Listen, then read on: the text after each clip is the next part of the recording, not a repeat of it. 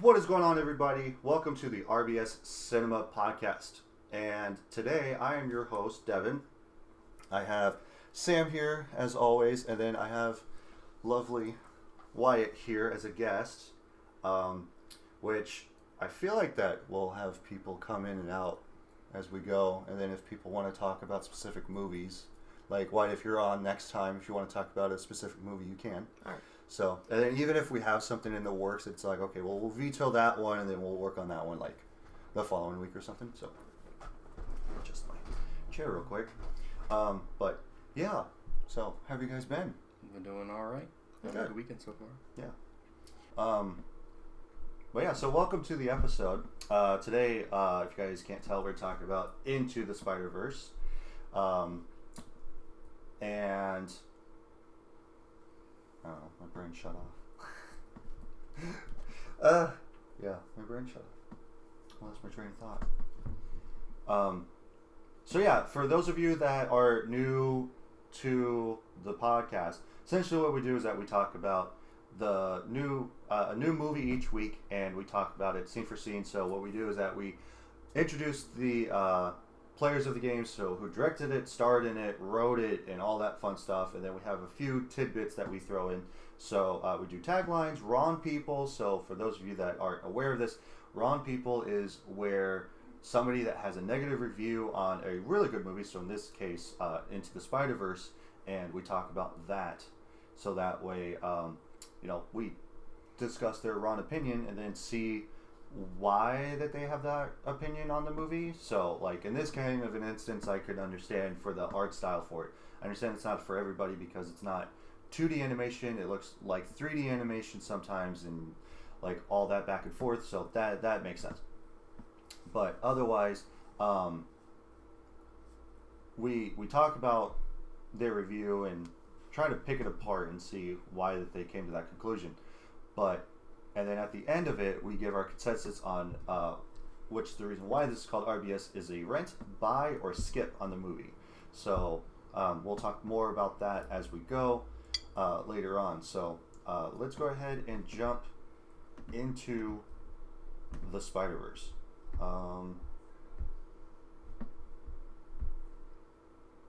Okay. So we got the directors. We got three of them. It's Bob Perschetti, got Peter Ramsey, and Ronnie Rothman. And then we got the writers. We got a couple of them. We got Ronnie Rothman also, and then Phil Lord. And Phil Lord also did the story as well. I did not realize that. And then I got a few of the actors too that voiced the characters. So we got Shamik Moore, who does Miles Morales. We got Jake Johnson, who was on New Girl, a bunch of other stuff. The only thing I know him from is New Girl. It's about the only thing. I've seen him around. So when we were watching it, she's like, "Wait, that's New Girl." Yeah, that's the guy from New Girl. And he plays as Peter B. Parker, because we also have Peter Parker, who's in the beginning of the movie. Haley's pretty sure it's B for belly. Right. I mean, honestly, because like later on, Aunt May even calls him a hobo. Like, you look like a hobo. Big Parker. Yeah, Big Parker. He's Peter Big Parker. And then we got Haley Steinfeld, who plays as Gwen Stacy, Marshala Ali, who plays his Uncle Aaron, Brian Tyree Henry, who plays as Jefferson Davis, who's his dad, Lily Tomlin, who's Aunt May, John Mulaney, who plays as Spider-Ham, of course Nicolas Cage as Spider-Man Noir, got Kimiko Glenn, who plays as Penny Parker, and then... let me see. Oh, Liev Schreiber was actually Wilson Fisk. I didn't know about that. But Chris Pine was Peter Parker, like blonde Peter Parker from that universe. Huh. I actually didn't even know that. I think I might have, but I just didn't remember. So, one of the Chris's. And then Oscar Isaac at the very end. He's classified as interesting person number 1, but he plays as Spider-Man 2099, who's the big baddie like character in Beyond the Spider-Verse. Well, they call him Miguel in the scene also, like in the end credit scene. Yeah. Mm-hmm. Yeah. So got Oscar Isaac, and then of course Stan Lee, because for every Marvel movie that we do, we're always going to talk about Stan Lee. So yeah, because of course he's been the biggest thing for Marvel like ever since the creation, because he created Marvel essentially. So yeah, First for Spider-Man as well. yeah, and it's interesting too because he took a gamble on Spider-Man, because I don't know if you guys knew about this, but essentially Marvel was tanking. And so they went to Stan Lee. They're like, hey, we need a new character. Like, who do you got? And he goes like, well, I don't really know anything. And then he just decided to make a kid that was essentially had Spider-Man, like had spider abilities, and they just called him Spider-Man. He didn't know anything beyond that. And so he just like threw it at the back of like a comic. I think it was like their last comic that they did before they ended up bankrupt. Or before they went bankrupt. And so he goes like, I'm just going to throw this story out, see what happens. And then, of course, it went on to be bigger than he ever thought it would be, because a lot of people relate to Spider-Man specifically, because it's not about who's behind the mask. It's all about, or it's not about the mask. It's about who's behind the mask, essentially. Because like you can essentially picture yourself being Spider-Man. That's why Spider-Man is like the biggest, most popular Marvel character out of anybody from Marvel. So... But like even with that, he decided to go more in depth into who Spider-Man is, all about his backstory and everything like that. Because of course he's a crime fighter, but it's like, well, who is Spider-Man? Spider-Man's a kid from Queens who, loves school, and he got bitten by a spider, and now he's Spider-Man. So, and like that's also the biggest thing that like everybody can relate to Spider-Man, because it's not just him being Spider-Man. You also see him as Peter Parker as well. Versus Batman, you only see Batman and not Bruce Wayne. Like, there's only few instances to where you actually see Bruce Wayne, but not Batman. So, it's that duality of Peter Parker and Spider-Man, but for Batman, it's more specifically Batman and not Bruce Wayne. And then, same thing for Superman. Superman is Superman, but also Clark Kent. But it's more prominently for Superman. So, but, yeah, the little backstory on Spider-Man. So, Spider-Man. Yeah, and so we'll talk about taglines here real quick, so that way taglines are to essentially entice viewers to actually come and watch the movie. So it's like, like even in John Wick, it's like, don't set him off, and it's all like, what is that about? So, and then you find out, oh yeah, like, don't kill his dog and don't take his car, otherwise he'll come and kill you. So. So, it's like, John Wick, he killed 3 men in a bar with a pencil. Oh. I once saw him kill 3 men in a bar with a pencil. So, got the first one. Enter a universe where more than one wears the mask. Which I would have to say that definitely applies, because, of course, we got different spider people in this. So, like I mentioned, like there's Spider B Parker. There is just regular Peter Parker for both Spider-Men. Spider-Man Noir got Penny Parker, who she didn't really say her alias of Spider-Man, who she was. She just said, I'm Penny Parker. Because the robot was more of just the suit, but it right. was... She controls the suit, but the spider is the telekinetic link with the spider that's in the suit. Mm-hmm. Yeah, and the spider controls the suit. Yeah, so, that was a much more interesting dynamic of Yeah, it really is, because like, even because as you guys may see, I have the Spider-Verse comic, which I need to read as it's going to fall over. And like, I find those stories to be really fascinating and interesting, because you don't just have Spider-Man, you have different spider people, and especially where you have different versions of Spider-Man specifically. Mm-hmm. So that's why I really like this movie in general, because I really like the different universes and stuff. And watching them collide. Yeah, because like that's essentially, this is like all these different universes colliding together and not being as one, but just getting a bunch of different perspectives of different characters. Because like even Spider-Man Noir, when he's first introduced, he's up in the spider rafters, or the spider web, and Peter Parker goes like, how is his cape flowing if there's no wind? This is a basement. And he goes like, wherever I go, the wind follows. And so... Hey, fellas. Is he in black and white? Where's that wind coming from? We're in a basement. Wherever I go, the wind follows. And the wind, it smells like rain. Like, I'm like, oh, it's so Please good. speak in my gruff voice while I make some arbitrary comment. Yeah. So, and it's so funny because he goes like, and the wind smells like rain and heartbreak or whatever he says. And it's like, it's so funny. But only Nicolas Cage, I could only picture Nicolas Cage playing Spider-Man Noir. Which, speaking of, they're actually making a live-action Spider-Man Noir movie.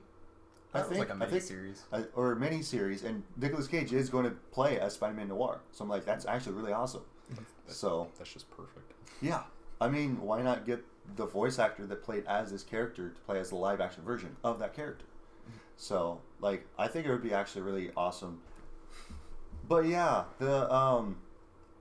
like, even the voice actor for Miles Morales in the Spider-Man video games, like the Spider-Man and Spider-Man 2, it's like, why not just get him to play as Miles Morales in the live-action MCU? Because that would make the most sense, because it's like everybody's already synonymous with his voice. Or even, what was his name? Shamik Moore? Was that his name? I can't remember now. Yeah, Shamik Moore. Like, or get him to play as Spider-Man, like Miles Morales in the live action. Like, but I also understand for that, it's like, okay, well, kind of have to get somebody that's younger to play as Miles Morales, so like that kind of fits. That I understand, but like even for Nicolas Cage playing as Spider-Man Noir, I feel like that would actually be like actually fitting, because of course he's an older Spider-Man. He's not like in his early 20s. I don't think, because I don't. My friend knows more about Spider-Man than I do, so I don't know for sure. Let me move my chair over a little bit so I'm not just. But yeah, like that to me is actually really interesting. But anyway, we'll go on to the next tagline, because there's only two, and it says like, what makes you different is what makes you Spider-Man. And I mean, like, that is also true, because of course all the different Spider people, they act differently. So you got Penny Parker, got Gwen Stacy, of course got all the rest of them. Like, they're all from different universes, so of course they're going to act different, but they're all are Spider-Man. So like, they just have different ways of how they're doing it. And eventually when we get into Beyond the Spider-Verse, that will actually play more in depth into that conversation, because Miles travels through the different universes to meet different Spider people. And I mean, like, there's even a HUD of the Spider-Verse where everybody just collectively comes and talks and like does whatever. So, which you probably haven't seen the second one. I have not seen. Have you seen it? No. Okay, but yeah, that's essentially what happens in the second one. Is that like something happens in it. I'm not going to go fully in spoiler mode into it, but like it's really good. It's better than the first one actually, and the second one just more goes in depth into the Spider-Verse itself, where he meets a bunch of different Spider people and everything like that. So let's expand it. Yeah, because this was more just an origin story for Miles. Right. And then like the second one, I feel like plays more into the multiverse saga of the MCU as well, because around that time is when the multiverse was actually starting to actually flourish and get more ironed out. The first one was more of a periphery, of a side glance of what was eventually going to be fully realized. Right. And I think that no, because the first one came out around like the end of the Infinity Saga, and then this one, Beyond the Spider-Verse, came out after the Infinity Saga and went more in depth into the multiverse. So it was like, you know, getting Doctor Strange into the multiverse, and then Spider-Man was getting into just that specific multiverse of Spider-Man. So because at the center of the Spider-Verse, at least in the comics, is Madam Web. Madam Web oversees all of the different Spider people. So she's at the center of the Spider Web of the Spider-Verse. So, and they all can go into Madam Web's domain and talk with her and stuff like that. So, but that's how they're all connected, is through Madam Web. So, I think that if I remember correctly, because she's at the center of it, but I think that she can decide, like, more in depth of Spider people. So it's like, okay, well, this person can be Spider-Man, but this person can't, and like from this universe, and so on and so forth. Because even in, which we'll get to it later, but like with Gwen Stacy, she's talking about her backstory, because they're all talking about like their uncles dying and stuff, and like Miles loses his uncle Uncle Aaron, who's the Prowler, and then he comes back to Aunt May's house, and so they're all talking like, well, we relate to you the most out of anybody that's here. Like, we're the only ones that do understand you. Right, because Peter says like, well, I lost my Uncle Ben. Spider-Man Noir says, I lost my Uncle Benjamin. Essentially the same person. And then Gwen talked about how she lost Peter Parker from her universe because he turned into the Lizard. And so she lost her best friend. And then Penny Parker lost her dad. So, and then Spider-Ham he didn't say if he lost anybody, but he just goes like, you know, we all like lost somebody from our own universe. That basically this is what being Spider-Man is about, is that you can't save everybody. And they actually talk more in depth about that into the second one too. Mm-hmm. So, but otherwise, yeah, we'll get into this. I actually wanted to talk about more specifically like favorite parts in the movie. But like we'll go throughout the movie and we'll talk about like favorite parts, and of course you guys can interject of wanting to expand more and stuff like that. And I'll also talk to you guys about like wanting to talk more in depth into like how you guys feel and what your thoughts were. Mm-hmm. So, but yeah, I love in the beginning of Spider-Man of that universe talking about how like his origin story, and especially where it's like every single person that comes into Spider-Man into the universe where they talk about their backstory, they go like, okay, let's talk about this one more time. Like for the last time. One more time. The last time. And like I love how they kept that as a running joke. And I also love the fact that every single time that they talked about it, like they'd throw a comic book on the table and they're like, okay, let's talk about this one more time. And then throws a comic book of their origin on the table. All right, let's do this one last time. My name is Peter Parker. All right, people, let's do this one last time. My name is Peter B. Parker. People, let's start at the beginning one last time. My name is Gwen Stacy. My name is Peter Parker. My name is Penny Parker. My name is Peter Parker. And I'm like, that's actually really cool.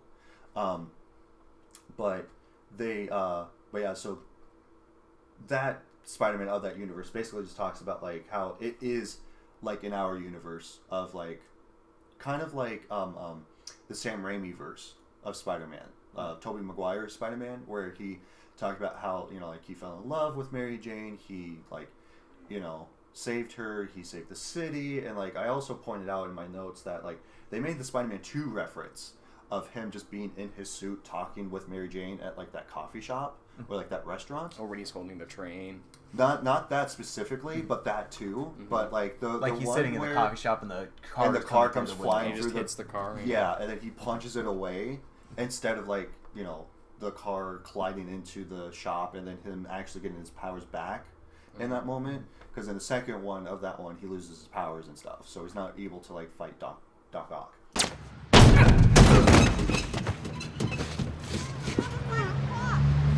My back!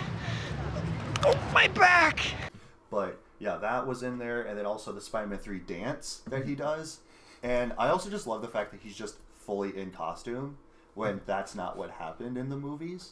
Yeah. But and then I also love the fact, because I made a bunch of like lists that he did where he goes like, I'm a comic book, I'm a cereal, I'm a Christmas album. I'm like, you made a Christmas album? Like, that's actually really funny to me.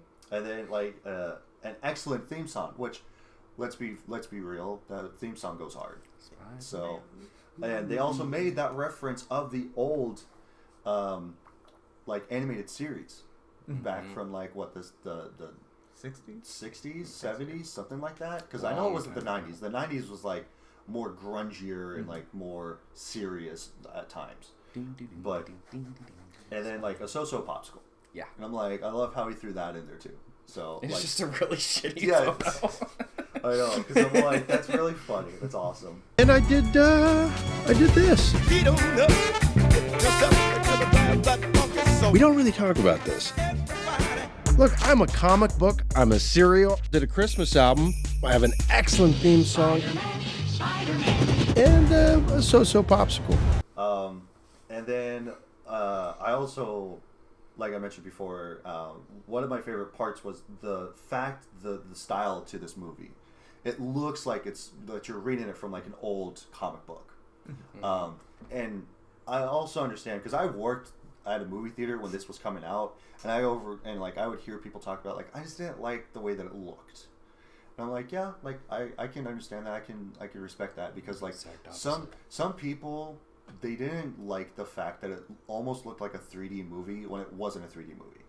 And it's like, yeah, like I get that and I understand that, but it's just the way that they wanted to basically have the graphic of the whole movie to look like it looked like a comic book. And I really respect and I really like that aspect of it, because it's been a while since I've seen the second one too, where it didn't look more like a comic book. It might have, but not as severe as this one did. So, thoughts, feelings? I mean, I liked it because that already separated it in my mind from anything else I've seen, because there's not very much movies that I've seen that have followed that kind of format.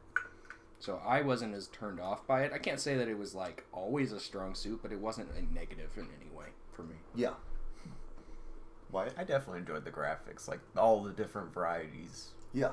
It's like they were even animated at different frame rates also. Yeah, because, like in the first Spider-Man for PS4, like they had the skin of Miles Morales, and you can change, because like the way that he flew, not specifically fly, but the way that he moved around in the game, it was different than the regular graphics that they used for the actual game itself. But I love the fact that you got that feel of playing as Miles Morales from the movie, because they changed the graphic of how he moved around and stuff, and how he fought, and like his mechanics and stuff. And you could also change, because you could change the graphics specifically for that too. So different how skins that and stuff. Yeah. Because like just his, I remember you could change the graphic of how that operated too. So that was actually really interesting to me for that kind of an instance. But it also changed. I think it also changed like the fighting too. I can't remember, because it's been a while since I've played the game. Like very much. Mm-hmm. In general, I think it's just been a while since I've done Spider-Man anything. Like the last Spider-Man thing that I did was the second one for the PS5. But other than that, like. That's about, I think, the only thing. Even Spider-Man comics, like I have to read that, and I'm reading Infinity Gauntlet right now, because I got done with my Batman Bruce Wayne comic, and I was just like, well, I don't know what to read, because I have a few Marvel ones, I have a few other ones to read, and I have like a bunch of Batman ones to read. So then I just spun a wheel, because I'm indecisive, and I'm like, I don't know what to read, so I'm just gonna let this thing pick. And so it picked out Infinity Gauntlet for me. So I was like, okay, like I need to read that. So I was reading that, the things leading up to the Infinity Gauntlet, because of course, just like any other comic, it's all like referencing back to other stuff. So I was on my phone years ago, and I was reading more in depth into that, of like how he got the stones, how he got the Infinity Gauntlet, all that stuff, and all these characters that play into the Infinity Gauntlet, specifically like Adam Warlock and all that stuff. And I was just like, you know what, I'm not doing that anymore. So yeah, so we'll keep going here. One of my I laughed so hard at this, was Miles was walking to school, and so he trips and falls in the middle of the street, and his dad pulls up in his squad car, and he like decides to take him to school. And because before that, like, his dad's asking him like, hey, you know, like, I can give you a ride to school. Miles doesn't want that, and he goes like, all right, like, whatever. And then he just so happens to fall in the middle of the street where his dad's just driving down the street, and just like stops and like grabs him and like basically takes him to school. And Spider-Man comes on the TV and also like on the radio, and he's all like, turns it off because he doesn't like Spider-Man, because he goes like, you know, he's a problem, you know, like he has no jurisdiction to like be anybody or anything like that. And so like he goes like, yeah, like I'm more boots to the ground, you know, like I'm trying to get to the bottom of things. He just comes in and like this was my favorite line. He goes like zip zap zop in his little mask and he's out. And so I'm just like, I laughed so hard at that. It's a small little tidbit, but I'm just like laughed so hard. It could have been that I was also a little drunk too when I was watching this, so that also might have done that. But I laughed so hard at that line. This guy swings in once a day, zip zap zop in his little mask, and answers to no one. But and then later on, oh yeah, and then like when he gets to school, he goes like, "I love you, Miles," and because like they have a disagreement about Uncle Aaron, and because Miles wants to be able to do basically what Uncle Aaron does, and his dad doesn't want that to happen because the backstory is that like they used to, I think they used to be in a gang together, and then something happened to where Miles' dad decided not to do that anymore, so then he became a cop. And then Uncle Aaron still is a criminal, but now in that universe he becomes the Prowler, so he becomes like more of a supervillain instead of like a gangster. And then he would also not find out like who the Prowler was up till later on. And but Miles wants to be like his Uncle Aaron because he looks up to him, and his dad doesn't want him to do that because he realizes that his brother is still a bad guy, and everything like that. But they get into a disagreement about Uncle Aaron, and they get to school, and so Miles gets out, grabs his stuff, and he goes like, his dad goes like, "I love you, Miles." And he goes like, "Yeah, I know." And he goes to walk away, and so he puts on the lights, and he goes like, "I gotta hear you say it back." And so he goes like, "Really?" And he goes like, "I love you, Dad." And so I thought that was funny too. And he goes like, "Dad, I love you." And he goes like, "I love you, Dad." He goes like, "That's a copy." So I just thought that was funny too. Dad, I love you. Dad, I love you.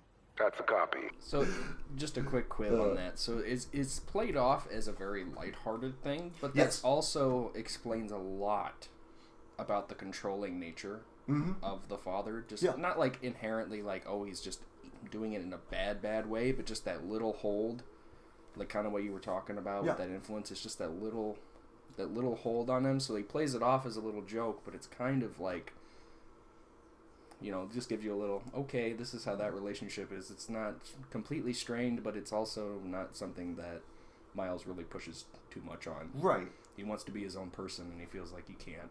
Yeah.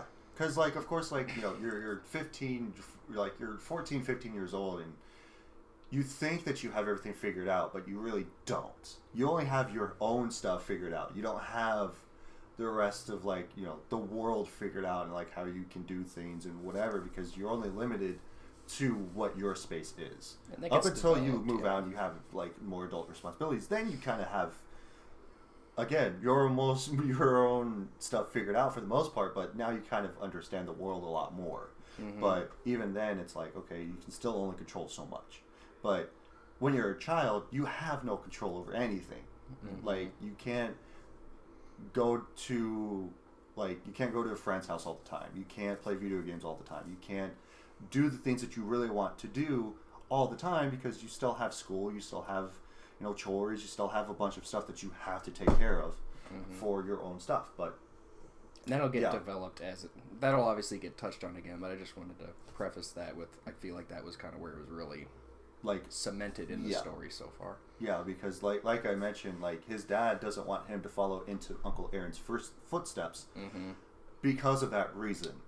Because of the fact that you know, he still thinks his brother is a bad guy, which he is, because again, he's the Prowler, so he's an actual supervillain. But he understands his brother a lot more than Miles does. Of like, oh yeah, he's a cool guy, you know, like he does graffiti, he's a tech guy and all this bunch of stuff, but otherwise, like, you know, he's still a criminal. So but yeah, we'll keep pressing on. But speaking of Uncle Aaron, like later on, Miles goes to Uncle Aaron's place. He sneaks out of school because, like, you know, he's at a really big school, but he is supposed to stay there. It's kind of like dorms and stuff like that. So it's not like a public school. It's more like a private school. Yeah, boarding school, private school, that type of thing. But otherwise, it's like, okay, well, but yeah. So he sneaks out and he goes to Uncle Aaron's place, and they're talking about Gwen because he meets Gwen at the school and they start talking. So he kind of likes her and stuff. But otherwise, like, I also noticed that on the TV while Aaron is talking to Miles, while he's in the kitchen, that there's a thing of Donald Glover being in the Spider-Man shirt, which is synonymous for Miles, because when they were coming up with I think it was a live action movie of Miles Morales' Spider-Man, Donald Glover expressed that he wanted to be that, but he couldn't because like they just weren't doing that at the moment. And I can't really remember specifically if it was the fact that Miles Morales is alive and well because of Donald Glover, because of either a music video or a scene that he did in a show or something like that. I'm pretty sure it's Community. Yeah, that's what I was thinking, that it was from Community, that he was doing something and he was wearing the Spider-Man shirt. Mm-hmm. And I think that the creator of Miles Morales goes like, why don't we just have a black Spider-Man? And then that's what they decided to do, was make Miles.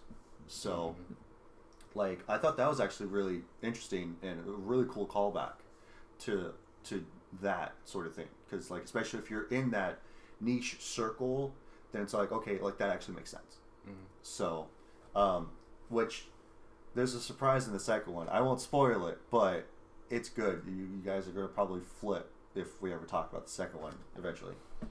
So, but, yeah, so after that, they go to an underground subway system, and so Miles does his graffiti and stuff, and he gets bitten by the spider, like, you know, just like the rest of the spider people do, and I love how dramatic it is. It's like the spider bites him, and then it goes into his veins, and like now his DNA is changing and all this, and it's just like him just looks at it and goes, just slaps it. I mean, even it crawling all around the room was so dramatic, and just... it's all like, oh man, here comes a spider, oh man, and like, you know, they're unaware that it's there, and so it just like spindles down, like, you know, it gets on his foot, and then like it like crawls up his back and like goes up on it and bites him, and so like I said, it's like really dramatic, but then it just like cuts back to him. He's just like, just slaps it. So.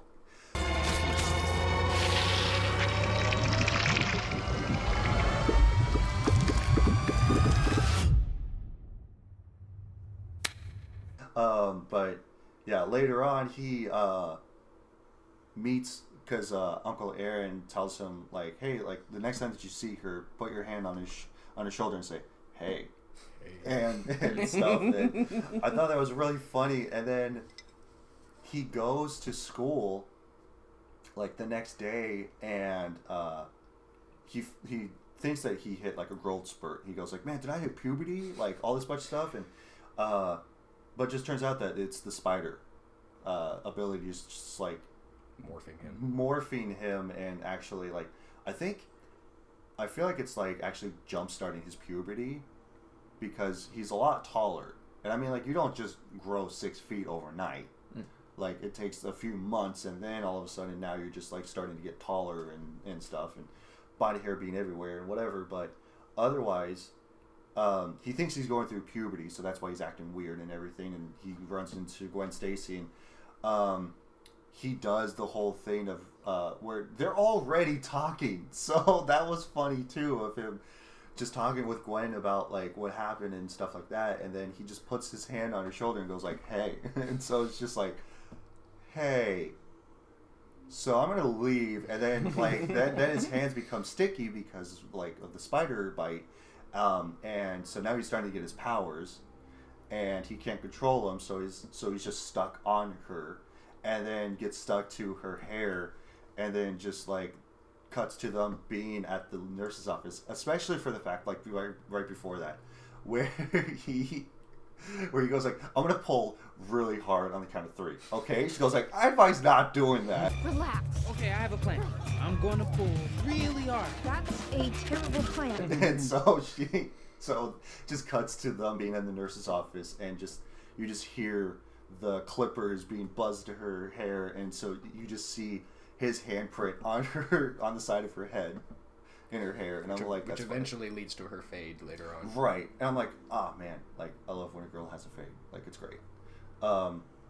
Like that's just my little niche thing, but yeah, I wrote on my notes sticky hands, because then he is just sticking to everything, because he is walking through the hallways, and the security guard that works there, he goes like, hey, I heard rumors that you left your room yesterday, and so like he can hear himself think, and he goes like, why is my inner voice so loud, and everything like that, and so he goes, don't say something dumb. Yeah, he goes like, play dumb, and he goes like, dumb, yeah. Who's Miles, or yeah, Morales. He goes like, who's Morales, and he Not goes, that dumb. not that dumb, and so he just runs away. And it's just like, you could have just said, nah man, like I was in my room last night, like what are you talking about? But I did like, and that's just Miles, he's just kooky and awkward and weird and stuff like that, but I just love those little tidbits of him being like, play dumb, and it's just like, who's Morales, and it's like, not that dumb, and so stuff like that. And teenagers, they stink at lying. Yeah, and so but yeah, then he runs into his office, and then he realizes that it's his office. He goes like, oh no, and he's like, and so he just starts sticking to everything, and then like he pops open his laptop, and so the security guard's trying to get in there, and he hears the Christmas album of Spider-Man, and so he turns to a kid, he's dancing, and he goes like, yeah, it's a pretty good song. Like he's got a really good voice. Hey, he's got a nice voice. So but yeah, I thought that was funny, and then he like goes out the window, and then he keeps telling himself, stop sticking, and then he's stuck to the wall with his feet, and he goes like, continue to stick, like don't let go.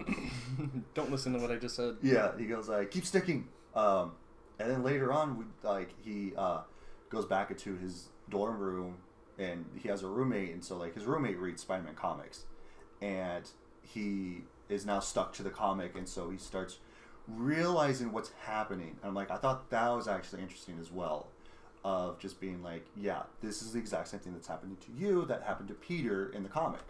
So, but yeah, I also love the fact that like they're at the Collider, and so but yeah, like cutting to later on in the movie where it's Spider-Man taking on like Green Goblin and not Tombstone. No, I think it's just Green Goblin at first. And then Kingpin comes in later on because they're at the Super Collider, and which I didn't realize this when I watched it the first couple of times, but after now as a refresher, like Kingpin's motivation for the Collider was just to bring an alternate version of his wife and son into their universe, so that way he could still be essentially like the loving husband and father that he was known for. Because we find out that he was fighting Spider-Man, and then they walked into the room, which, why would you do that? Like, why are you fighting Spider-Man in your house? Why not just like leave? Let's take this outside. We can't be fighting in here. Right. And so it's like, I still need to be looked up to by my wife and kid. Like, you know, can we not make this personal? But yeah, like that's the whole consensus of that reason for him bringing an alternate version of another universe was because that his wife and kid like left him. Well, they died because when they when they were leaving, hit. they got hit by the truck, and he goes like, I can't live without them, so I'm going to make the Super Collider. I'm going to get these top scientists to make a multiverse thing to like bring them over.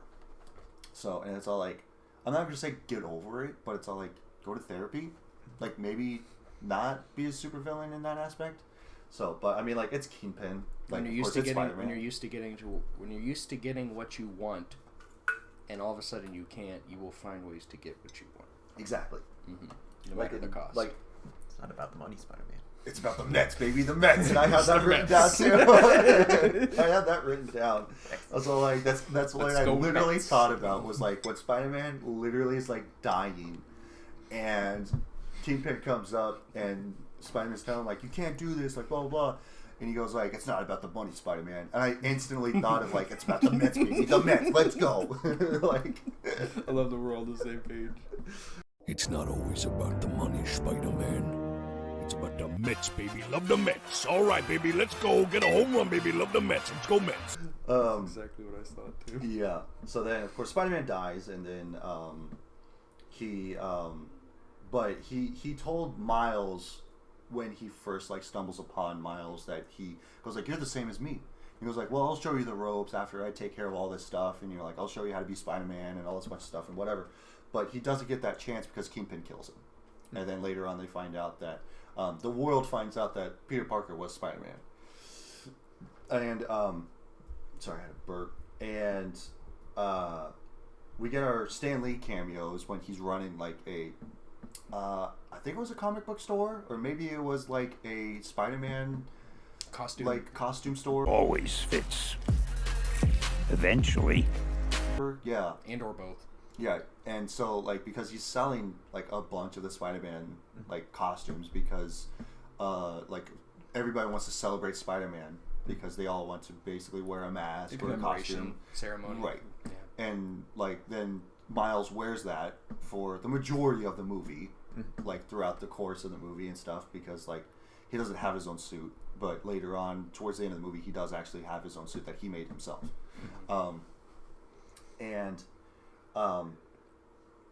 But yeah, then we start actually, because Miles goes to Peter's grave and he goes like, "Man, I'm so sorry this happened," and you know, blah blah blah, and all this bunch of stuff, and then he broke the goober, is what the other Peter Parker calls it, and because like it was like a master code that Spider-Man got, and then Peter meets him and like basically Miles knocks him out, and that whole sequence of the cops running up going like, "Hey kid, what are you doing? Hey, drop that body," and like all that stuff. I thought that was funny. And then also like the thing about where they're on the subway, like being pulled by the subway and all that. So I thought that was funny. But yeah, and then also Miles telling Peter like, "Oh, you have to help me because that's what the other Spider-Man was going to do." And he goes like, "I'm not the other Spider-Man. I'm Belly Spider-Man." Yeah, he goes like, I'm Hobo Spider. Okay, I'm Hobo Spider-Man. But yeah, any thoughts, feelings, things that you guys want to throw in as I've been talking about this? I mean, it was a pretty somber feeling when Peter Parker died. Not Peter B. Just regular Peter Parker Spider-Man for the universe. I mean, he's always the one that's always gets up, and then to see one where he doesn't get up is kind of like, well, there you go. Yeah, because like even in the beginning, he talked about like, no matter how many times I get knocked down, I always get back up because I love, like, not that he loves protecting the city, because obviously he does, but like he just loves being Spider-Man, and that's his responsibility, is to like protect the city. So because you know he's your friendly neighborhood Spider-Man, so you know he's got to get back up and he's got to beat the bad guy, and no matter how tired he is, how broken he is, he still has to do that. And even in different iterations of comics and movies and TV, like that's what he always shows, is him getting back up, beating the bad guy, no matter how badly he's beaten, like he'll figure out a way to do it. So kind of like Batman. So but yeah, so we'll keep going.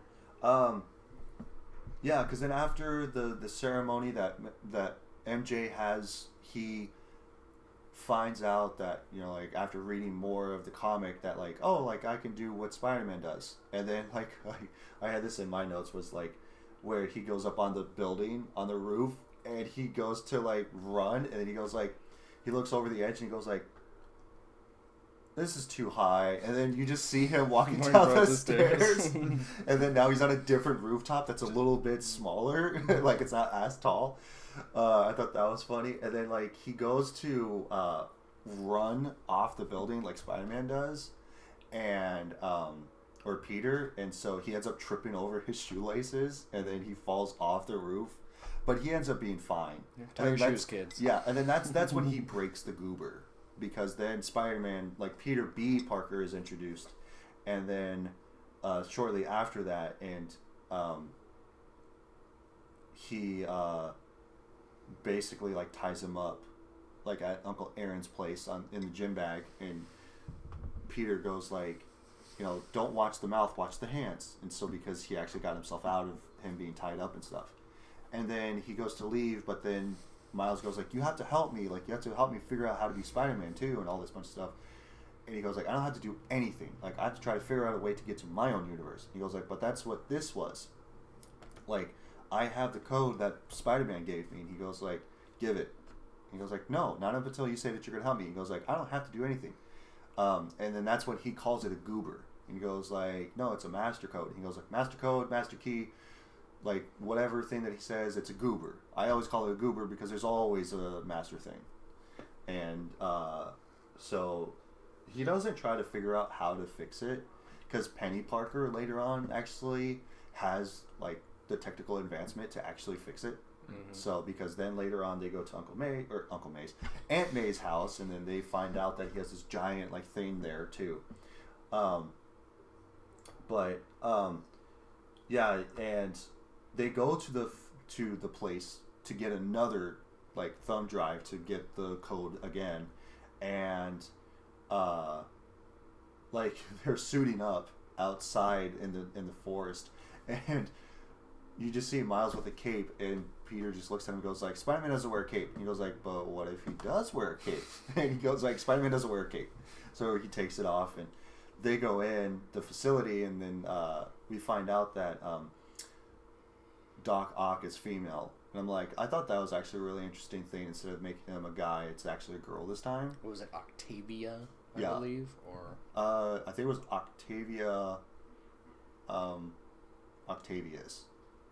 Because her last name was still Olivia Octavius. Olivia Octavius, sorry. Yeah, Olivia Octavius. And so, because I love the fact that like when they're in the duct, like Spider-Man's in the duct, and then Miles goes like, "Oh man, Kingpin's here!" So then he tries to find him, and then like he bumps into him in the vents, and they're getting out into the office, and he goes like, "Okay, I got the code. Like I got the password to get into your computer," and so he's getting into the computer and get all this much stuff, and he's easily able to like get down, and then Miles is stuck to the light, so still sticky.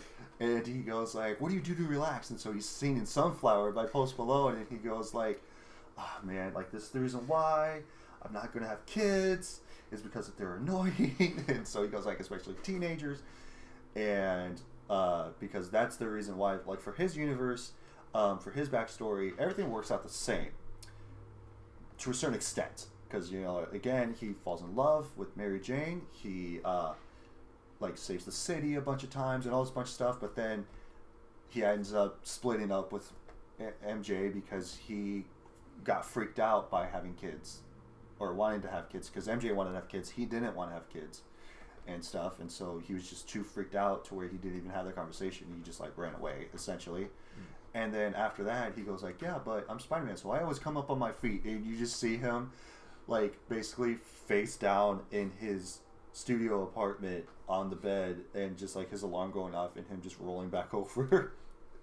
So in the shower crying. Yeah, in the shower crying, in his soul, in his spider suit still and everything. And then like he goes like, yeah, like I was busy doing push-ups and crunches and like working out, and like he was literally just eating pizza on his bed, just laying down. And then he gets sucked into the wormhole that he is now in Miles's universe. To the detriment of the pizza. Yeah. On the season. So poor pizza. And I thought that was hilarious. But then he starts glitching out and stuff. And when he was talking to Miles earlier, and he goes like, "What's going on with you?" And he goes like, "Well, it could be the fact that my molecules don't like being here, so I need to try to figure out a way to get back home, so that way I don't die." And but it's like a really bad blood transfusion. You're living on borrowed time, right? Basically, if you don't fix this, it's going to kill you. Yeah, death. Yeah. And but yeah, so back at the facility, he gets the passcode and everything like that, and then Olivia comes back in. Yeah, because she comes back in because like they're starting to freak out. So when Miles finally gets unstuck, he like crashes to the floor. He goes like, "Oh my god, I can't believe I have to deal with this right now." And because this Spider-Man is older, he's probably like mid-30s, I feel like, because even this Spider-Man, he was 26. So he's probably like a decade older now. 35-ish. Yeah, like in this version of Spider-Man. So because, like, especially for the fact that, he hasn't been Spider-Man for a while. So it kind of just makes it feel like that after the divorce and stuff that he just wasn't in it anymore for the most part. So, but, yeah, so Olivia comes back in, and so she finds out that Spider-Man is now alive because he goes like, Miles, where'd you go? And he goes like, I'm right here, because now he turned invisible, because that's one of his abilities, is to turn invisible and to have electrical powers.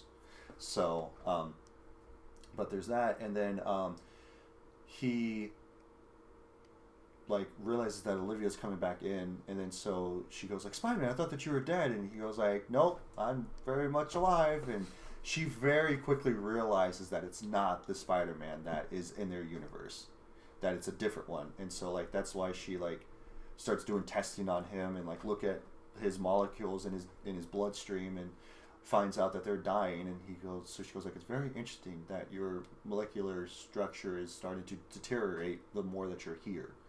And so because, like I mentioned, she realizes that he's from a different universe or different dimension, and so she goes like, oh, this will be very interesting. And then she reveals herself to being Doc Ock, and so he goes like, let me guess, your friends call you Doc Ock? And so she goes like, no, my friends call me Olivia, but I go by my enemies call me Doc Ock. Enemies call me Doc Ock. And so he's all like, run, kid, run, because Miles was trying to like get the information off while the computer. He was invisible. Yeah, while he's invisible, he's trying to get the information off the computer, and then he can't like figure out because the desktop is too messy. And he goes like, God, fix your desktop, lady. And you don't look a day over 35. Yeah, 35. Like 35. And so he goes like, oh man, like fix your desktop, lady, because it's all just conjumbled and stuff. And he just ends up taking the whole thing with him, like the monitor and the hard drive, or the tower. And so he goes like, what are you doing? He goes like, I'm just taking everything because it's too hard to figure out. And so him and Doc Ock are fighting in the room, and he's all like, go ahead, kid, I got this, like go ahead and leave. And so Spider-Man bursts out of there, or he gets thrown out the window into the hallway, and then so he's running with Miles like nothing happened, and he goes like, hey, good news, we don't need the monitor. So and then they get into like, it looks like a cafeteria for all the scientists and stuff that are in there, and he goes like, all right, just act casual, act like we're not even here, we're going to take a bagel and then we're going to leave. And so as soon as he takes the bagel, they all get up, and so they all like have out like laser guns, and so they start chasing him. They're like, hey, he took a bagel, like he took a bagel. Not about the fact that they're there, not about the fact that they took something, the fact that they just took a bagel. Like, I thought that was actually funny. And so Peter goes like, you know what, how about we trade, how about I take the tower and you take the bagel, because he doesn't want to get shot at. So, and then they leave, and then we finally get introduced to Spider-Gwen, and again doing the whole thing of going like, let's do this one more time, and slams the comic book on the table, and then getting Gwen's origin of before she got there, of why she's there and everything, and doing all that stuff, and like I mentioned earlier, where it's like, instead of an Uncle Ben figure dying, because she said, I saved my dad from basically being killed by a criminal, I saved him, but then ended up losing my best friend, being Peter Parker, because in her universe he turned into the Lizard because something happened. I don't remember off the top of my head, but they go more in depth into that into the second one though. But they but yeah, so he turns into Lizard, she fights him and beats him, but then he ends up dying, and so she ended up losing a best friend, and now she doesn't get close to anybody because of that reason, because she's afraid that whoever she gets close to will die. Excuse me.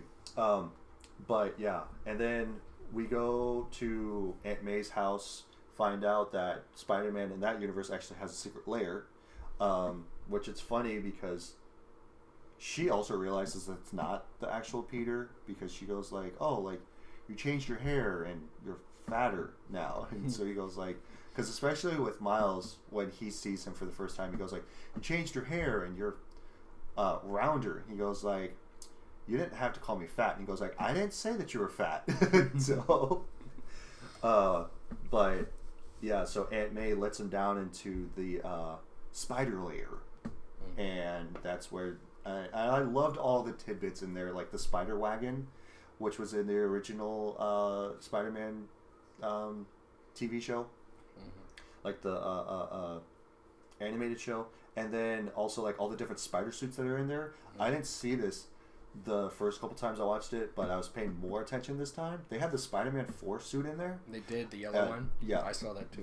They had the regular one that he has, as well as like the Doc Ock one. And then they also had like a few others, like Scarlet Spider I saw.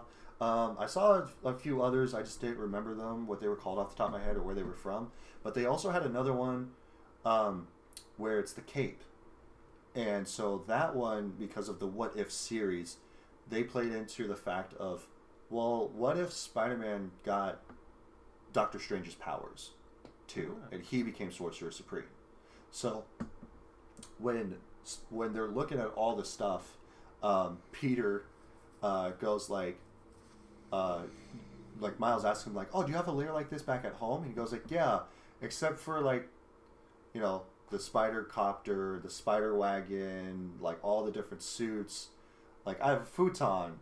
And like I have a bed, so he doesn't actually have a spider lair.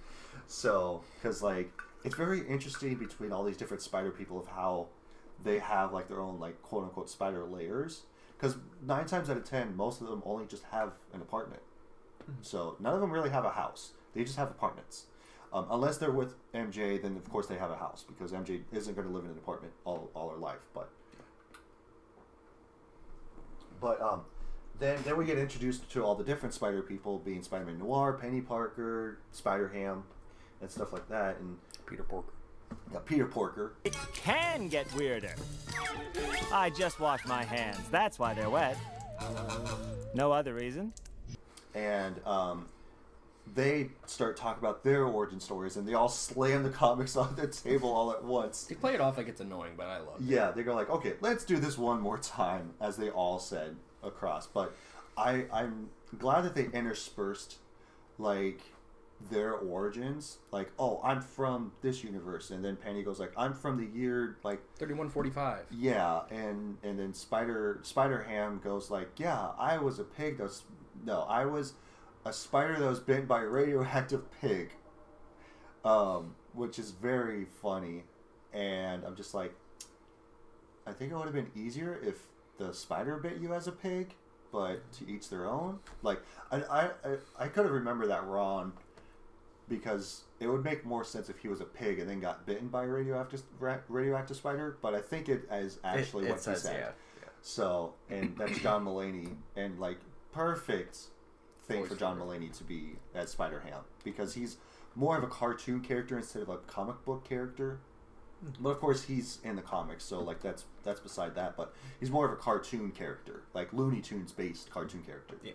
Because later on, when they're all fighting at the Collider, Penny is fighting Scorpion, and Spider-Ham comes in, and so Scorpion goes like, "Oh, so you're like a cartoon," and he goes like, you know, he's beating him up and everything like that, and then like an anvil drops on his head first, and then he gets the attention from Spider-Ham, and then Spider-Ham literally goes ham on him, and he just like beats him up, and he goes like, did that feel like a cartoon? So but yeah, so they all start talking about their origin stories and stuff like that, and cutting to of course Uncle Aaron dying, and then he goes back home, or not back home, he goes back to Aunt May's house where all the rest of the spider people are, and then they go like Penny finally gets the goober like back, and it's working and stuff like that, and so Peter goes like, you know, they're worried about Miles, and he goes like, oh, it's fine, like I showed him a few things, so he should be fine. He comes back, and then they have the heart-to-heart talk about like, you know, like, oh yeah, you know, you aren't the only one that went through this, like we out of everybody know what you're going through. And then that's when they start talking about that they lost somebody in their universe and everything like that, and everything. And then they're like, you weren't followed, were you? And he goes like, I didn't see anybody, so I don't think so. And then Tombstone and Scorpion come in, and they're like, yeah, you were followed. You were pretty sloppy and everything like and that. Doc so, Ock yeah, and Doc Ock and stuff. And they're about ready to fight. And so Aunt May goes like, can you guys just take it outside? And then they all just fight each other and stuff. And then they start breaking the house. I loved Aunt May because she grabbed a bat and started beating Tombstone with it, and goes like, I said, take it outside. And boom, hits him outside. That was funny. Did what Kingpin should have done the first time. Yeah. Take it outside. And then take it outside. Yeah, and then they all fight, and then they all get away. But then they go back to Miles's. No, because they don't have the heart-to-heart yet. He runs off. This is after he found out about his uncle being the Prowler. Yeah, and then he went back to the lair, and they followed him to the lair. Now he's fighting. And then Prowler like chases down Miles, grabs him by the neck, and then shows the reveal that it's actually me. It's Miles. And then like, I don't think that he would have killed Miles. I could be wrong. I think he was not. I think he might have. Because he put the mask back down. Oh, well, no, yeah, if he wasn't going to kill Miles specifically. But if Miles didn't reveal himself, he would have killed that Spider-Man. But I think that because Kingpin tells him, like, kill him. Mm-hmm. And so I think that, like, he was going to kill him because then he slid the mask back down because he goes, like, if I don't picture him being as Miles, I can at least picture him as being Spider-Man. And I could say that I killed Spider-Man. But his hesitation was enough for Kingpin to be like, okay, screw this. Right, and then, like, and then he ended up shooting and killing the Prowler, Aaron. And that's when Belly Parker stopped Kingpin from hurting him. Right. And then, and then he leaves, and then that's when they have the heart-to-heart back at his dorm room or his... And his father sees the Prowler, a.k.a. his brother dead. Yeah. Oh, I'm going to get you, Spider-Man. I'm going to get you, Spider-Man. And stuff, but yeah, then that's when they had the heart-to-heart, because I got that whole stuff confused, but yeah. And then his roommate comes in, and so they're all stuck up on this ceiling. That was really funny. And so they're like, yeah, and then Peter goes like, okay, move to the right. Okay, now to the left. Like, no, more to the right. And then so his friend just like spins around to where he just looks up, and Miles just goes like, hey. And so then he just like collapses off the chair and just like passes out. I also love the fact that later on, because like Miles tucks him in bed, which I thought was funny, and then later on he wakes up, he's like, oh, and then he just like lays back down and he just like rolls over and goes back to sleep. But yeah, and then we're reaching the end here, and then we'll get to our consensus of the movie and stuff like that. But yeah, so Miles gets fed up with all of them because all they want to do is go home, and he wants to figure out how to save the city. But like Peter gets under his skin, and so he just leaves because he goes like, if you can't turn invisible on command and get out of this, then you can't come with us to help. And so he can't, even though he's trying his hardest to do that, he just can't. And he wasn't able to do it, so he ties him up and stuff. And so then we discover that he has electrical based powers because he breaks out of the spider web that Peter put him on. And he goes back to the lair, he grabs a suit, and then he spray paints it to where it's his own style. Mm-hmm. So then I loved that whole reveal of him wearing his hoodie and him wearing his Nike shoes, his Air Jordans, and jumping off the skyscraper. Jumping off the skyscraper, which I actually have behind there in my comics, that little thing of like it's a leap of faith that's behind the gauntlet. So a friend of mine made that for me because it was my birthday, like it is every year. But I was having a birthday party, and they go like, hey, they didn't have a gift for me, so they go like, well, who's your favorite Spider-Man? I go like, well, right now, because it was around the time that the movie came out, I said, well, right now it's Miles Morales. And so they go like, okay, cool. And then they made the thing that like I forgot to grab, but like they made this art thing of him jumping off the side of the building. So, but yeah, my friend made this because, like I mentioned, it was my favorite. It was my favorite for the time, and I think Miles is definitely one of my favorite Spider people. They made that, and I love the fact that in the scene where Miles jumps off and then it looks up and it looks like that he's jumping up instead of down into the city. So like I thought that was actually a really cool aspect of what they did. They just turned the camera, just flipped it upside down. So, and then of course like that's what it's shown on here. But yeah, I thought that was actually really cool that my friend did that, and I really love the fact that they did that. And let me say it a third time. I just realized I said it again twice. But yeah, and then he goes to the Collider to help out the rest of the Spider people, and but yeah, and so I also have it written down in my notes, like I mentioned earlier. Like Kingpin's motivation was just to bring a different version of his wife and son into their universe, so that way he still had a family. So, but yeah, then like of course they beat the bad guys, they stop the Collider, and so they all go back to their own universe. And it's the end of the movie, or is it? Because we have an end credit scene of Spider-Man 2099, who we don't realize yet because it's just first person perspective of it, so a POV shot, if you will, of him talking to his AI and going like, okay, let's do this one more time. And then it reveals that it's Spider-Man 2099, and then he's going through different universes to basically get the Spider People, which is the reason why in Beyond the Spider-Verse is why there's a accumulation of different Spider People and stuff. And so like the fact that the first place that he goes to is in the old Spider-Man TV show where they're both pointing at him, and he goes like, hey, don't point at me. He goes like, you're pointing at me, you started pointing at me first. And they just start pointing at each other. I'm Spider-Man. I need you to come with me. Who the heck are you? I just told you that. Listen. I'm from the future. How dare you point at me? You were pointing first. It's rude to point. You're being very rude. Oh, it was really funny. Then Jonah was like, which one do we shoot? The one that pointed first. Yeah, he goes like, Spider-Man. He goes like, or the one that isn't Spider-Man, the one that's pointing and stuff. Like, I thought that was funny. But now that's the official end of the movie. So, yeah, so that has been Spider-Man Into the Spiderverse. And so yeah, and now we're gonna get into our consensus on whether this movie is a rent, buy, or skip. Hence the reason why this show is called RBS.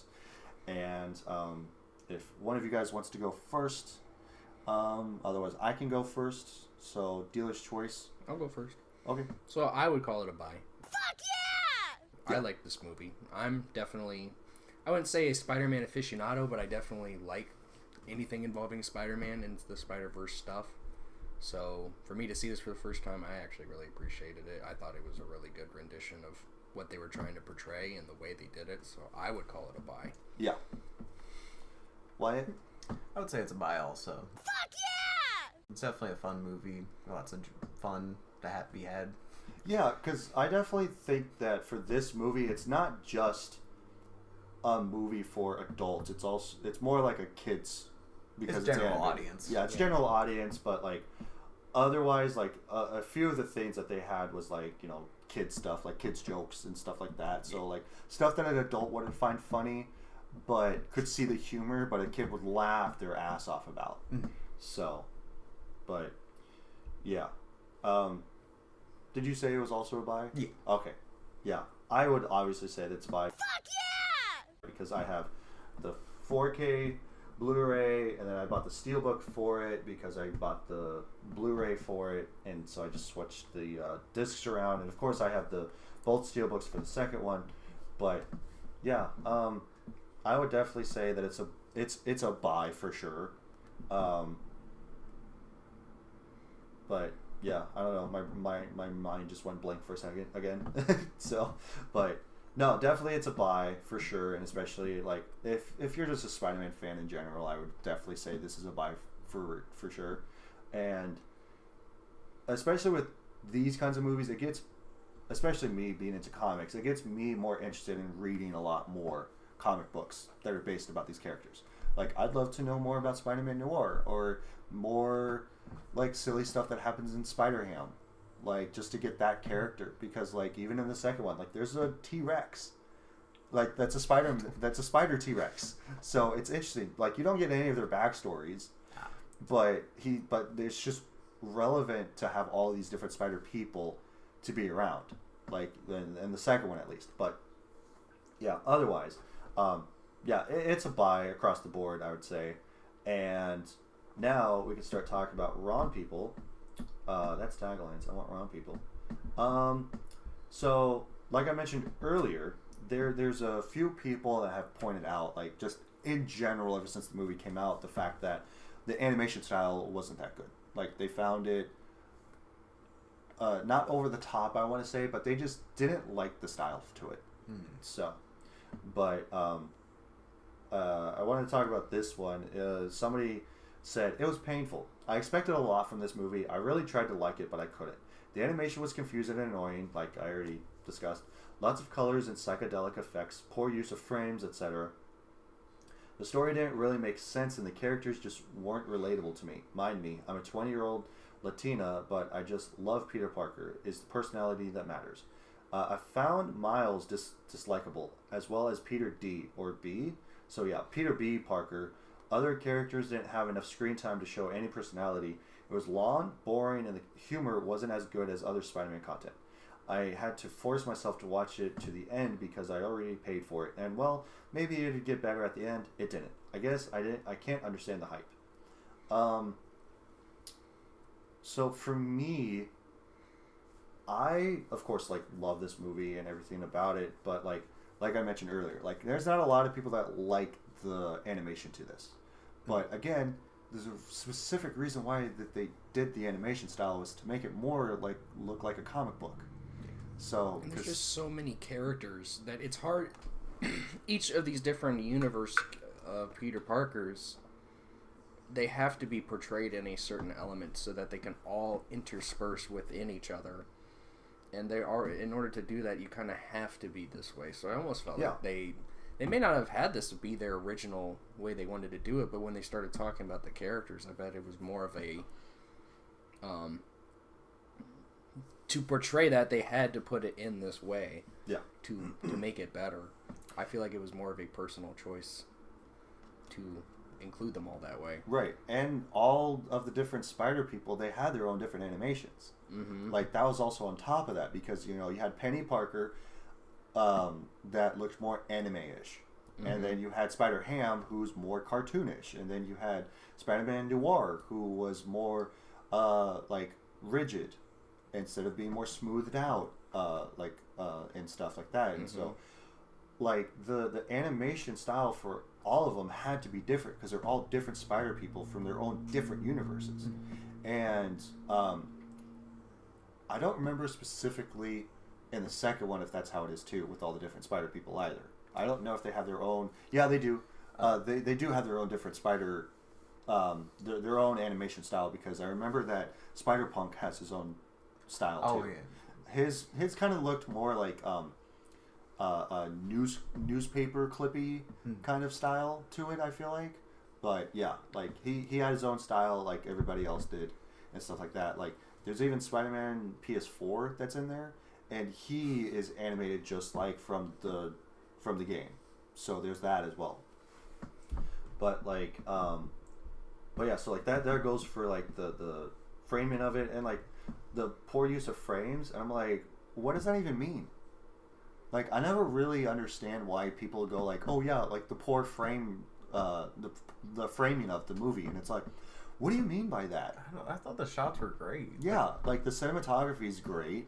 Like, I don't understand why people go like, oh, this movie didn't have cinematography. It's like, it does, but it has a very specific cinematography to it.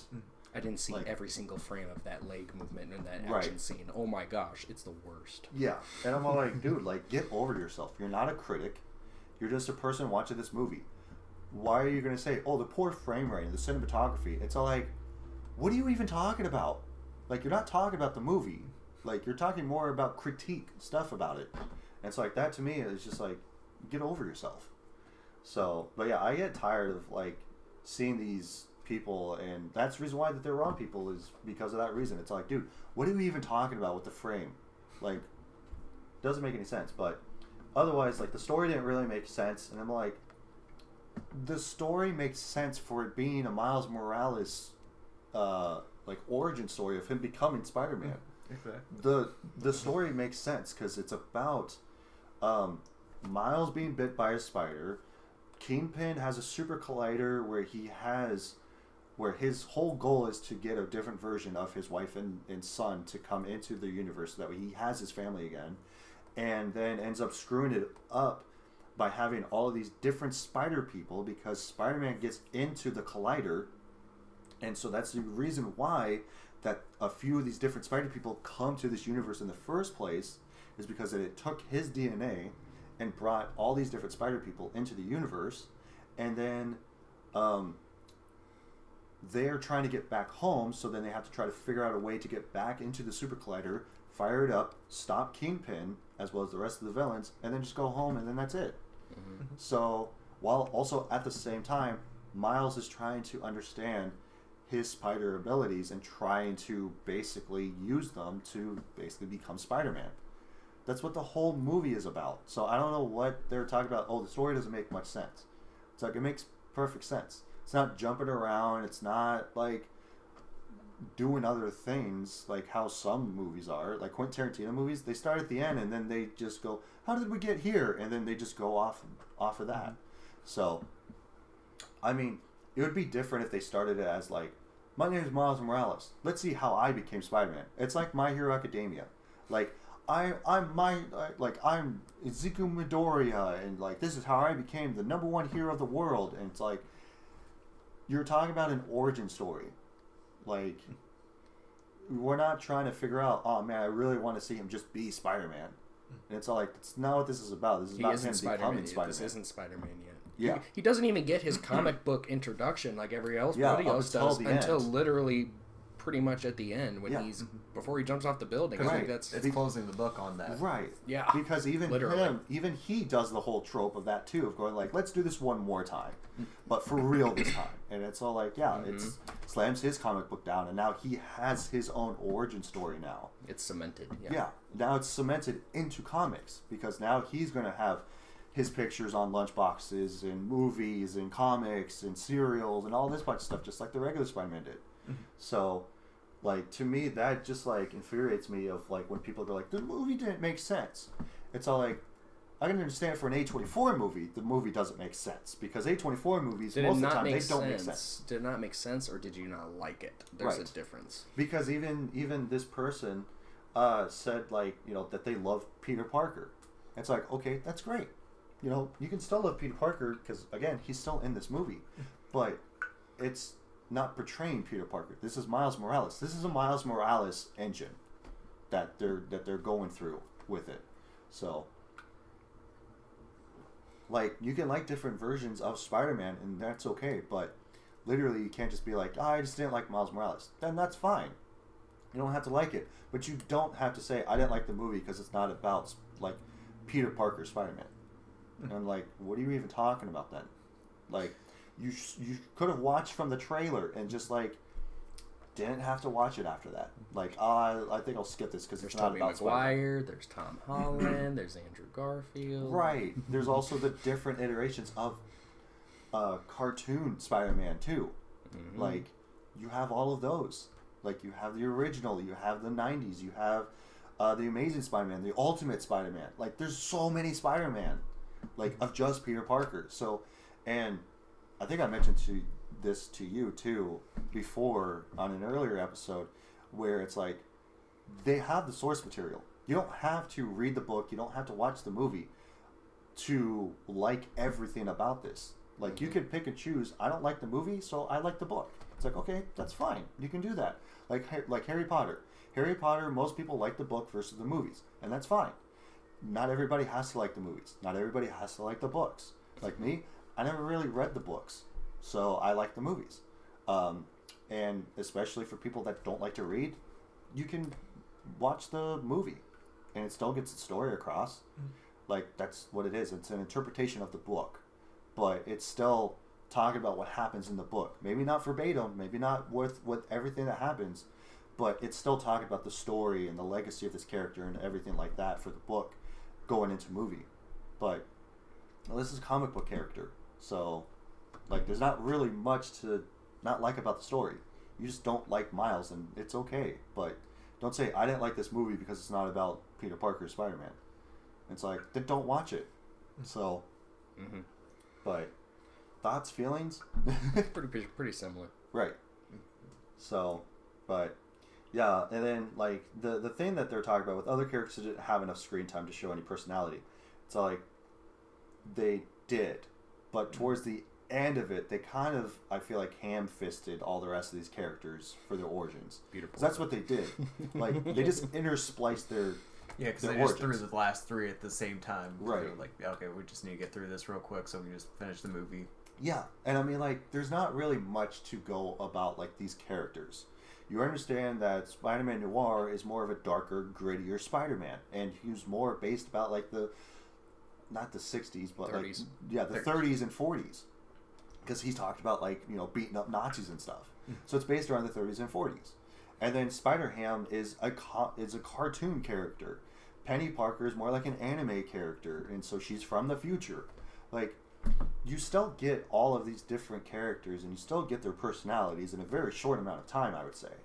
So, and I would say, you know, like, they're not fully fledged out or anything like that, but it's like, you know, yeah, I'd like to see more about these characters. And again, you can, because there's the material, which is comics.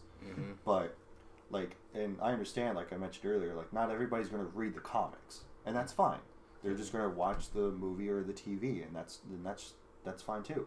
But, like, they're not going to have 26 different iterations of Spider-Man in an animated movie and do everybody's origin stories and make their own movie about them. Like, they just can't do that. As much as everybody would love to have that happen, it's just not going to happen. So, but the time frame that he did it, I thought they did a good enough job to get it across. Oh yeah, 100%. So, but like the humor wasn't good. Like, I would say that the humor was pretty good. Like, if you're 20 years old, you're still hacking it up. I'm almost 30, and I still love the fact that he said "zip zap zop" in the beginning of the movie, and that had me freaking howling in laughter. And especially with him walking away with the computer monitor, going like, I can't figure out how to get it, so I'm just going to take everything. Like, that's funny. So, or when like, Miles later on tries to do a Brooklyn accent when he's talking to his dad. Right. And totally does not do it really well, but he just keeps going. Or it's like his uncle giving him advice, because like we've all had guys in our lives, whether they be dad or uncles or father figure's friend or whatever, but like, say, hey, this is how you pick up a girl. And it's like, you just put your hand on them and say, hey, like, something like that. And so he tries to do that, but it's so awkward and it's so weird, because when I watched that, I was just like, he's already in a conversation with her, so he doesn't have to rizz her up like that. So I just thought that was funny. But yeah, the fact that they're talking about the humor wasn't as good, it's like, no, it was good. You just didn't understand, or it just went over your head, or whatever the fact is. Like, you know, it's whatever. But yeah, like and again, that's just a wrong person with a wrong opinion. Like, they're just wrong. So, but yeah, otherwise, yeah, this has been the whole episode, I would say. Unless you guys have anything to interject or add or anything. No, I think we pretty much talked about it. Cool. Take another sip of my water before we end it. But otherwise, yeah, so this has been Spider-Man Into the Spiderverse. Do we want to spin the wheel, or do we want to talk about our own thing? Because you mentioned yesterday that every so often we could do the wheel, and then we can talk about our own movies that we want to discuss. I mean, if we want to, I mean, it's not a big deal if we don't want to. Yeah, I mean, like, we can see, and yeah, because we can see and check out and do whatever. Apparently this thing reset, so I gotta punch everything back in. But okay, so we'll spin the wheel real quick and just see what it is, and then if it's something that we're not really wanting to do, then we can just do our own thing, and then we'll spin it again like the week after or something. So, because didn't you say that? Yeah, Kevin wants to come in next weekend, and if you want to, you can, because I know around that time is Thanksgiving. So. Yeah, it might be up in the air at this point. I don't know. Right, and that's totally understandable because even Kevin goes like, I don't got going on anything next Saturday, so I don't care. I was like, okay. So it might be just me and him, unless Wyatt, you want to come back next week. We'll see. So, but I understand that everybody's like schedule is different than mine because I have nothing going on. So it might be a good idea to just plan with him. Right. Yeah, Just I'll for plan something just for more him, something and more then if somebody concrete. else wants to come in, then that's fine too. I'll be more of a side gig if I can. Ooh, it's going to be 2010s again, Oh boy. like we did last time, because that's how we did it last time. Was like it was 2010, and then it went to 2018, and then it was Spider-Man.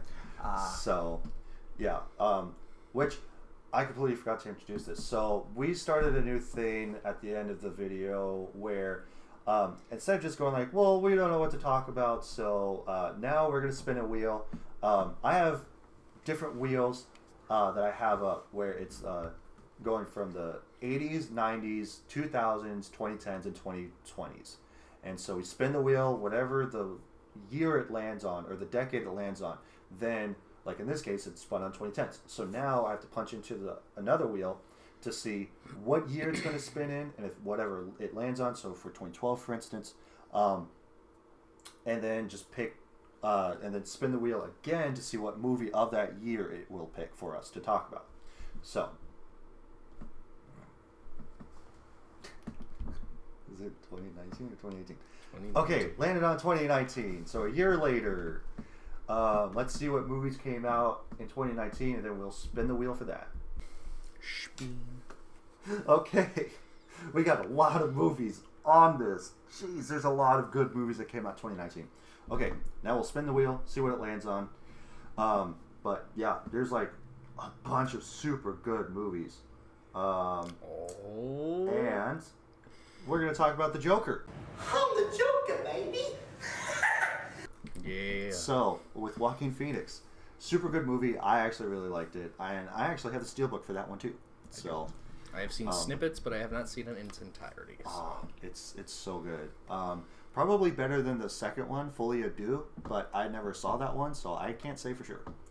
But I've heard mixed reviews on Fully Ado, though. So, but yeah, so that's what we'll talk about next time is the Joker with Joaquin Phoenix back in 2019. If you guys would be so inclined, give us a follow.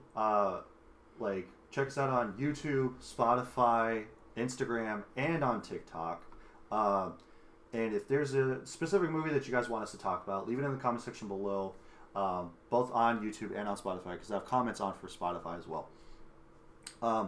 And I will also be posting clips of each episode that I do on TikTok and on Instagram. So again, follow us on there so that you guys can get more of us. Don't really know if there was anything else. Anything else? No? Okay. Otherwise, thank you all so much for watching, and we'll see you guys next time. Peace.